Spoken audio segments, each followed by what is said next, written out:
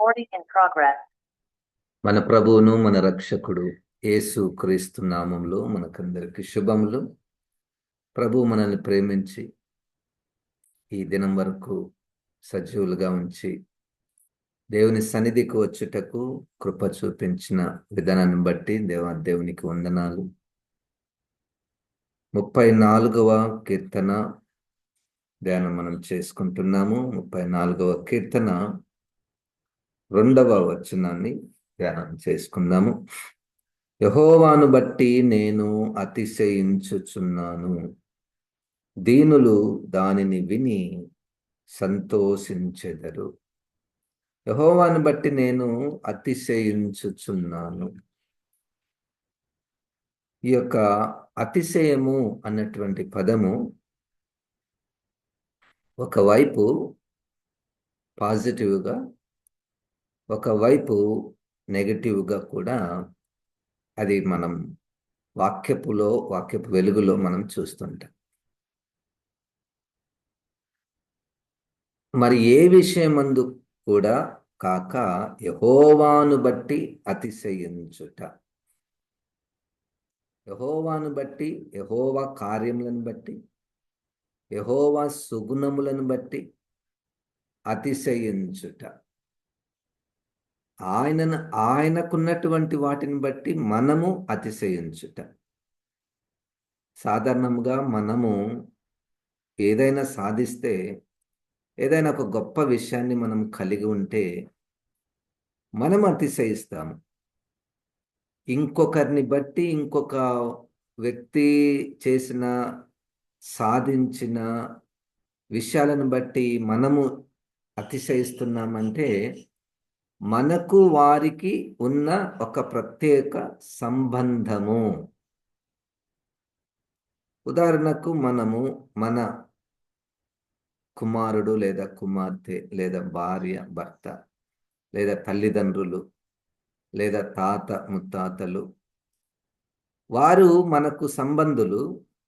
వారి యొక్క గొప్పతనము బట్టి మనము అతిశయిస్తుంటాము. అతిశయించుట అన్నటువంటి మాటలు ఇంకా ఏముంది అంటే, ఇతరులకు మనం చెప్పడానికి ప్రయత్నం మనం చేస్తూ ఉంటాం. ఇదిగో వారు మావారే, మా కుమారుడే, మా కుమార్తెనే, మా అల్లుడే, మా కోడలే, ఆ స్థాయిలో ఉన్నారు, మా అమ్మనే, మా నాయననే ఆ స్థాయిలో అంత గొప్ప కార్యాలు చేశారు, చాలా పెద్దవారు అని వారిని బట్టి మనము అతిశయిస్తుంటాము. అది సర్వసాధారణము. భూలోకంలో మనం కూడా కొన్నిటిని బట్టి అతిశయిస్తుంటాము. అయితే ఇప్పుడు పరలోక సంబంధమైనటువంటి విషయములలో, ఆ పరలోక సంబంధమైనటువంటి వాటి విషయములలో సాధించగలిగేది, గొప్పగా కనపడేటటువంటిది ఏదైనా ఉందంటే అది వాక్యంలో ఉన్నటువంటి దేవుడే, యేసుక్రీస్తే. దావీదు గారికి దేవునితో ఉన్నటువంటి సంబంధము ఎంత దగ్గరి సంబంధం అంటే, ఏది మాట్లాడినా, ఏది చేసినా, ఏది ప్రస్తావన వచ్చినా దేవునికి ముడిపడి, దేవునితో ముడిపట్టుకొని మాట్లాడేటటువంటి వ్యక్తి దావీదు గారు. దావీదు గారి ఎడల దేవుడు చేసినటువంటి మేళ్ళు, అద్భుతాలు, కృపలు అవన్నీ కూడా ఆయనకు గుర్తొచ్చినప్పుడు, యెహోవాను బట్టి నేను అతిశయించుచున్నాను. నా యుద్ధములలో ఆయననే నాకు, నా తరపున ఆయన యుద్ధము చేసినటువంటి వాడు. యెహోవాను బట్టి నేను అతిశయిస్తున్నాను, నా తండ్రిని బట్టి నేను అతిశయిస్తున్నాను, నా దేవుని బట్టి అతిశయిస్తున్నాను. నా దేవుడు అటువంటి దేవుడు వేరొకరు లేరు. అది నేను గుర్తించాను, పరిశీలించి గుర్తించాను. నా దేవుడు అటువంటి దేవుడు ఎవరు లేరు. నా దేవుడు అటువంటి పరిశుద్ధుడు ఎవరు లేరు. నా దేవుడు అటువంటి బలవంతుడు ఎవరు లేరు. నా దేవుడు అటువంటి సృష్టికర్త ఎవరు లేరు. నా దేవుడు అటువంటి ప్రేమించేవాడు ఎవరూ లేరు. కాబట్టి ఇంకా ఎన్నో యెహోవాను బట్టి నేను అతిశయించుచున్నాను. నిజంగా మనము ఇట్టి దేవుని కలిగినందుకు ఎంత ధన్యులము. ఇట్టి దేవుని కలిగి ఉన్నందుకు ఎంత ధన్యులము.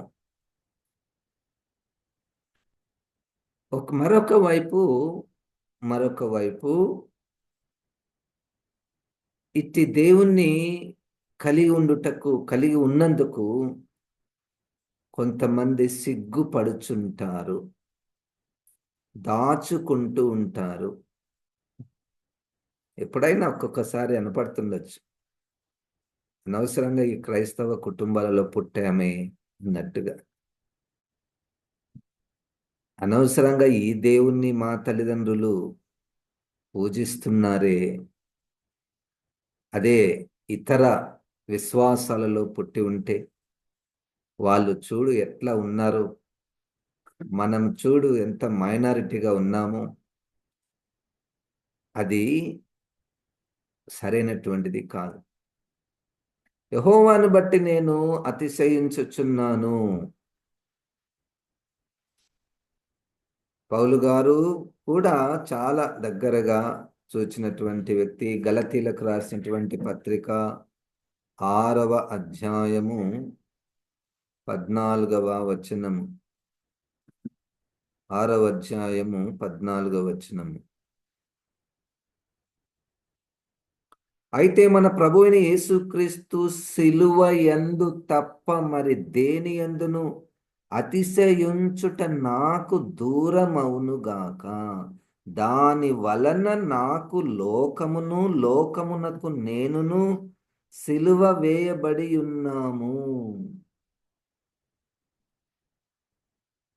ఇది ఎంత పరిశీలించి, గమనించి, అనుభవం కలిగి మొత్తానికి ఒక ముగింపుకు వచ్చినటువంటి మాట.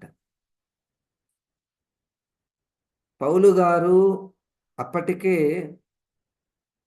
ఆది సంఘములో పేరుగాంచినటువంటి సేవకుడు. ఎంత జ్ఞానము, ఎన్ని ప్రత్యక్షతలు, ఎంత ఓర్పు, సువార్త చెప్పడానికి ప్రాణాలైన తెగించి వెళ్ళేటటువంటి ఇట్టి వ్యక్తి, ఇన్ని ప్రత్యక్షతలు, అతిశయించుటకు, తన్ను గురించి ఇతరులకు చెప్పుటకు అనేకమైనటువంటివి, అటు క్రీస్తుకు ముందు, క్రీస్తుకు తరువాత, అంటే క్రీస్తును అంగీకరించక మునుపు, క్రీస్తును అంగీకరించిన తరువాత ఎన్నైనా తాను చెప్పుకోవచ్చు, ఎన్నైనా తన్ను గురించి తాను పొగడుకోవచ్చు.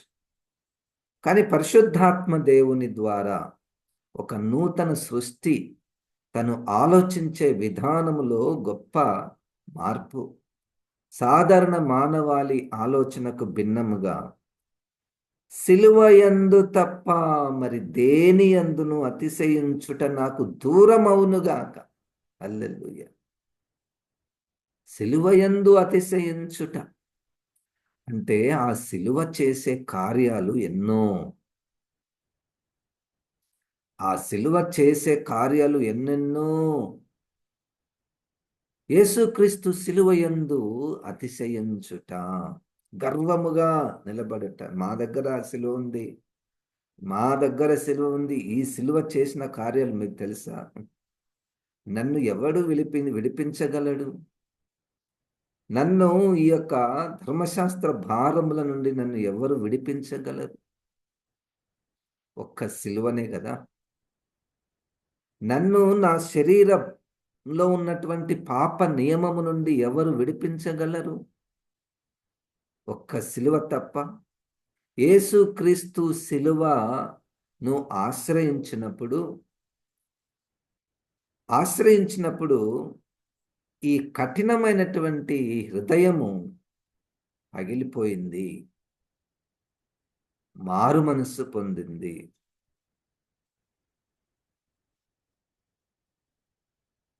సిలువను కొలది శిల సమానమైన మనసు సిలువను చూచు కొలది శిల సమానమైన మనసు. ఈ శిల సమానమైనటువంటి మనసు కరిగి నలిగి నీరగుచున్నది. ఈ కఠినమైనటువంటి హృదయం ఎట్లా పోయింది అంటే యేసుక్రీస్తు సిలువను చూస్తూ చూస్తూ ఉంటే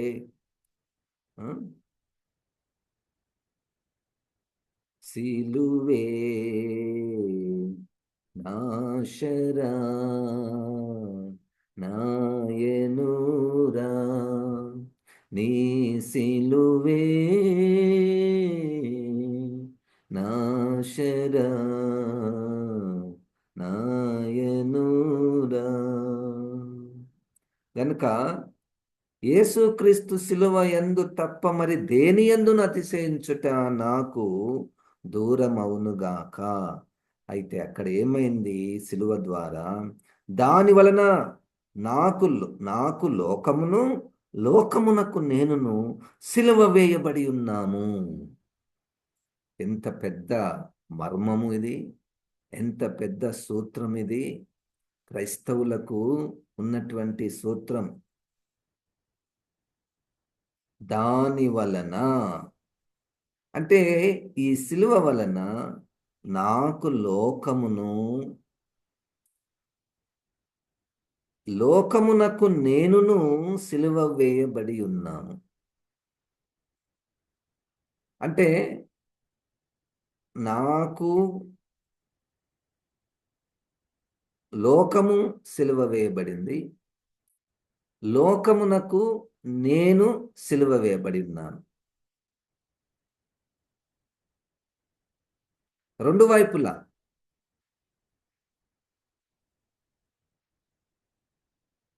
సిలువ వేయబడుట అన్న మాటలు ఏముందంటే మరణించుట.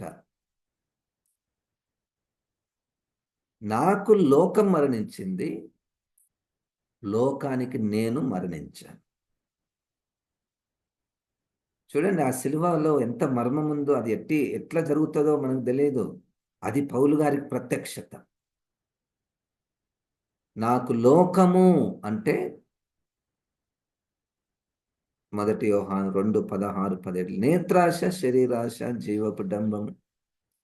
మరియు గలతీ పత్రికలో 5వ అధ్యాయం 20వ వచనంలో శరీర క్రియలు, మత్సరము, కక్షలు, పగ, ఇక ఎన్నో.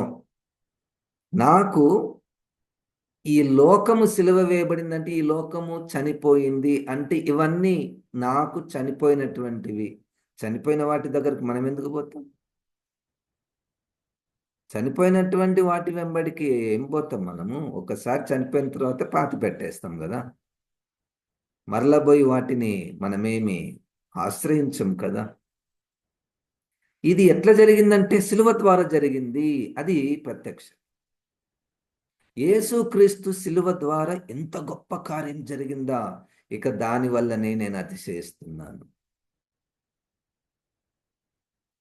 ఒకవేళ ఇది ఇంకొక వైపు నుండి నేను లోకమునకు సిలువ వేయబడ్డానంటే లోకం నా దగ్గరికి వచ్చినప్పుడు నేను చనిపోయినా. లోకము నా దగ్గరికి వచ్చినప్పుడు నా దగ్గరికి రావడం లేదు. ఎందుకంటే లోకం నన్ను చూస్తేనే వీడు చచ్చిపోయిండు, ఈమె చచ్చిపోయింది, ఈమె దగ్గర మనకేమి ఇంకా పని చేయదు, ఎంత నేత్రాశ తీసుకొచ్చినా చూడదు, ఎంత అతిశయించాలని జీవపు డంబము, పొగుడుకో, చెప్పుకో, నువ్వు ఏమేమి చేసినావో, ఎంత గొప్ప కార్యాలు చేశావో దేవుని విషయంలో, పరిచర్య విషయంలో ఎన్నెన్ని చేశావో అని లోకము తలంపిస్తుంది. లేదా ఇంకొకరు వచ్చి మనకు గుర్తు చేస్తారు. మనం ఆల్రెడీ చనిపోయి ఉంటాం వాటి కొరకు. అది లోకం చూసి చూసి చూసి ఎన్ని ప్రయత్నాలు చేసినా ఈ వ్యక్తి తను తాను హెచ్చించుకోడు, తను తాను పొగుడుకోరు అని ఆ లోకం ఆగిపోతుంది. అది మనమేనా? మనమేనా? అది సిలువ కార్యము. దేవునికి స్తోత్రం. సిలువ ఫలితము, సిలువ ప్రభావము. ఇది జరిగితే ఎంత బాగుంటుందో. మిగతాటువంటివన్నీ నాకు దూరం అవును గాక. సిలువ యందు క్రీస్తు, యేసుక్రీస్తు సిలువ యందు తప్ప మరి దేని యందును అతిశయించుట నాకు దూరం అవును గాక. దాని వలన నేను లోకమునకు చనిపోయాను, లోకము నాకు చనిపోయింది. సిలువ వేయబడి ఉన్నాము.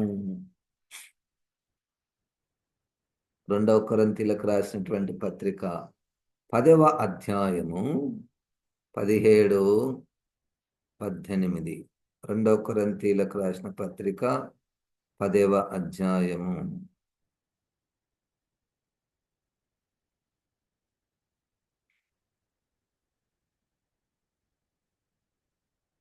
అతిశయించువాడు ప్రభువునందే అతిశయింపవలెను. ప్రభువు మెచ్చుకొనువాడే యోగ్యుడు గాని తన్ను తానే మెచ్చుకొనువాడు యోగ్యుడు కాడు. అతిశయించువాడు ప్రభువునందే, ప్రభువును బట్టియే, యెహోవాను బట్టియే నేను అతిశయించుచున్నాను. ఏదైనా గొప్ప విషయం చెప్పండి సార్ మాకు అంటే, ఇక నోరు తెరిస్తే చాలు దేవుడు, నోరు తెరిస్తే యేసుక్రీస్తు. దేవుని కృప వల్లనేనండి. ఆయన సహాయం చేయకపోతే నేను ఎవరిని, ఎంతటి వాడను. ఆయన నన్ను నిలవబెట్టకపోతే ఎప్పుడు ఎక్కడ కొట్టుకొని పోయేవాడినో. ఆయన నా మీద కనికరం చూపకపోతే నేను పారిపోతున్నాను, నిలబడలేదు, వెనక్కి పారిపోతున్నప్పుడు నన్ను వెంబడించినటువంటి వ్యక్తే కదా నన్ను ఈ స్థితిలో ఉంచింది. నాకు ఈరోజు సమాధానం ఉంది, సంతోషం ఉంది, సమృద్ధి ఉంది అంటే దానికి కారణం ఆయననే కదా. ప్రభువునందే అతిశయించుట, ప్రభు కృపయందు అతిశయించుట, ప్రభు కార్యములను బట్టి అతిశయించుట. ప్రభువు మెచ్చుకొనువాడే యోగ్యుడు గాని తన్ను తానే మెచ్చుకొనువాడు యోగ్యుడు కాడు.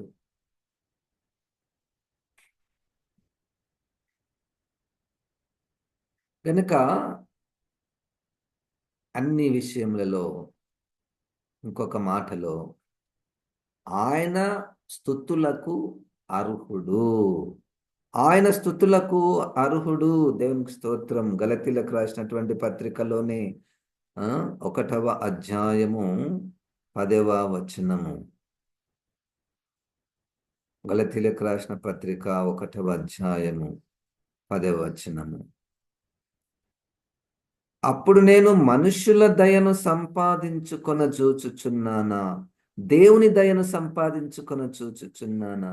నేను మనుషులను సంతోష పెట్టగోరుచున్నానా? నేను ఇప్పటికీ మనుషులను సంతోష పెట్టువాడనైతే క్రీస్తు దాసుడను కాకయే పోవుదును. క్రీస్తు దాసుడను అంటే నా గురి దేవుణ్ణి సంతోషపెట్టు. దేవుణ్ణి ఎట్లా సంతోష పెట్టాలా?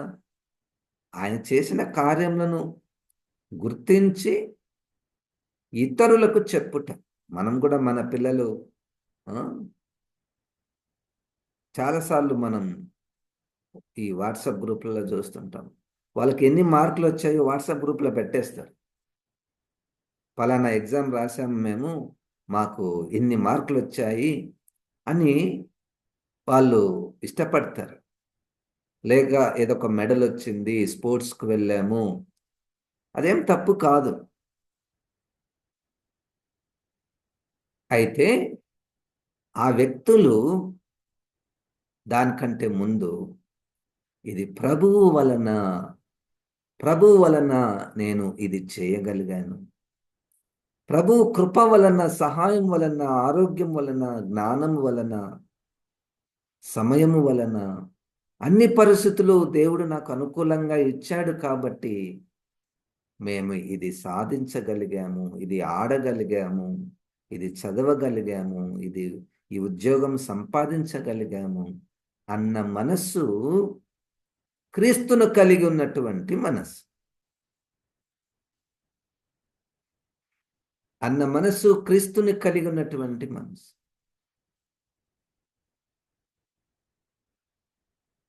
బలహీనుడనైన నన్ను నీవెంతగానో బలపరచావు, క్రీస్తేసు మహిమైశ్వర్యములో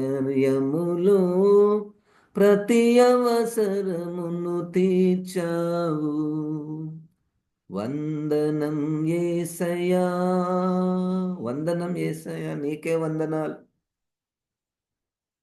అతిశయించువాడు యెహోవాను బట్టి అతిశయింపవలెను, కృతజ్ఞత కలిగి ఉండవలెను. చాలా మంది వృద్ధులు ఒక్కొక్కసారి ప్రార్థన చేయాలంటారు. దాదాపుగా 70-80 సంవత్సరాలు చాలా బలహీనంగా శారీరకంగా ఉంటారు. చాలా బలహీనంగా శారీరకంగా ఉన్నప్పుడు కొన్ని రోగాలు ఆ సమయంలో వస్తుంటాయి. కొన్ని అవయవాలు పని చేయకుండా ఉంటాయి. వారు నన్ను ప్రార్థన చేయమన్నప్పుడు నాకు నా నా ఆలోచన, ప్రభువా, వీరి హృదయం అంతా కృతజ్ఞతతో నింపు.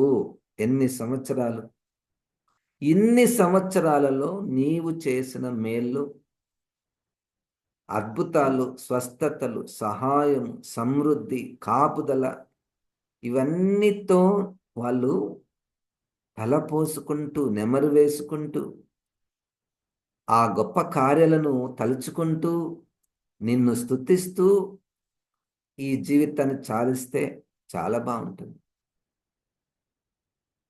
ఈ జీవితాన్ని ఇంకా చాలు, ఇంకా బ్రతికి ఇంకా స్వస్థపరచు ప్రభువా.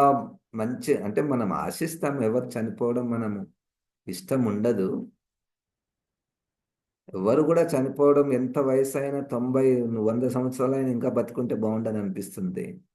కానీ ఎప్పటికైనా చనిపోవాల్సిందే. ఆ చివరి దినములలో కృతజ్ఞతతో దేవుని బట్టి అతిశయించుట,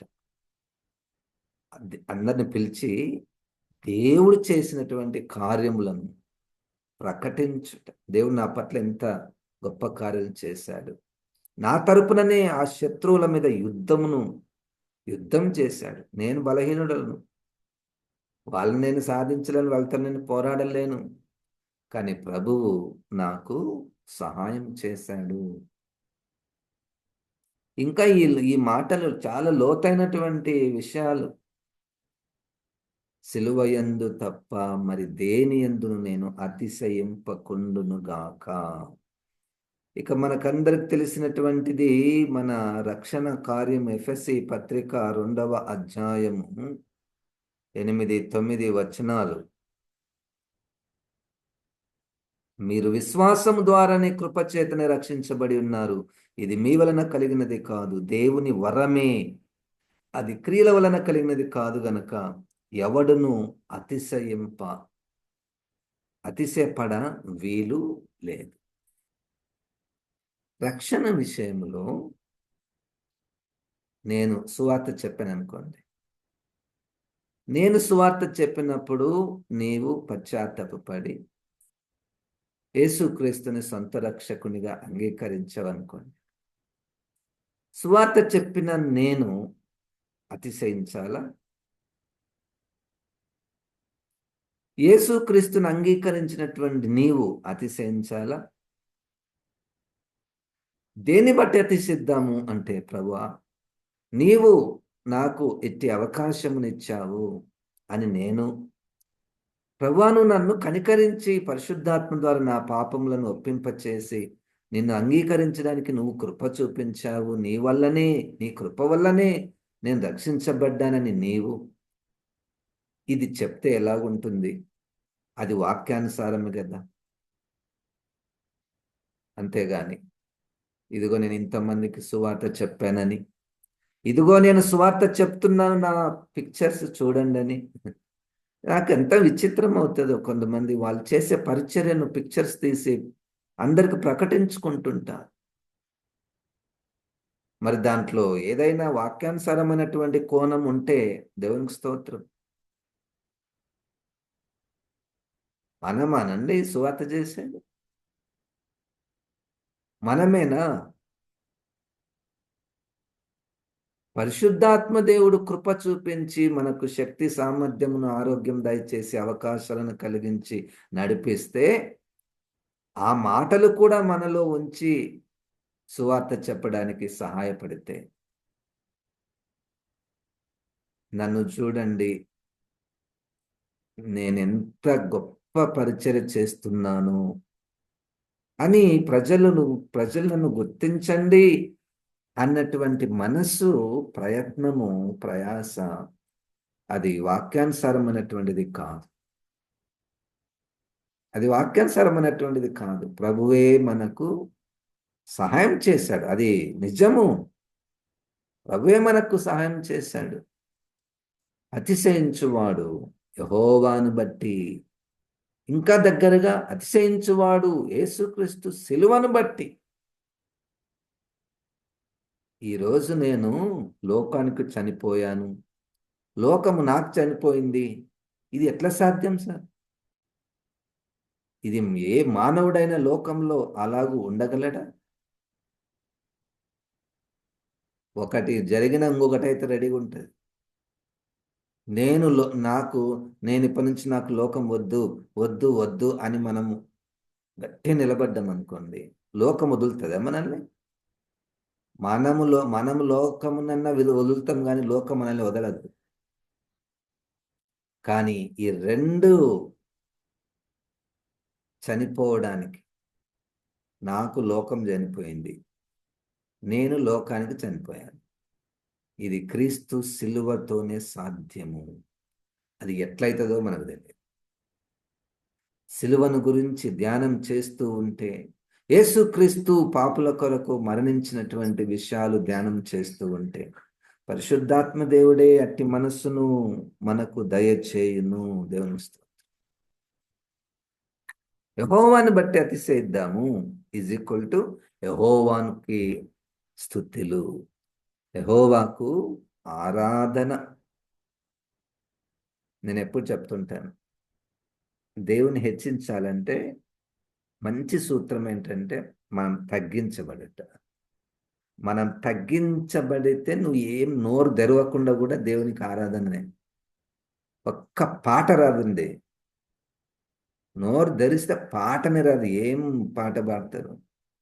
కానీ ఆయన తగ్గింపు పాట పాడే వారి కంటే 100 రెట్లు దేవునికి ఆరాధన. ఈ తగ్గింపు కలిగి, నేను కాదు ఆయననే అన్న మనస్సు పరిశుద్ధాత్మ దేవుడు మనకు దయచేస్తే, ఇక ప్రతి బిహేవియర్ దేవునికి ఆరాధననే. మనం అందరికీ దేవుని గురించే కదా చెప్పేది. దేవుడే ఇచ్చాడండి, దేవుడే సహాయం చేశాడండి, నాకెందుకండి అది, నేనెందుకు అని మనమే వెనక్కిపోతాం, ప్రభువును ముందు పెడతాం. హల్లెలూయా. అది నిజము, ప్రభువు ముందుండాలి, మనము వెనుకుండాలి. అతిశయించుట, హెచ్చించబడుట, పొగుడుకునుట, అది మన పని కాదు.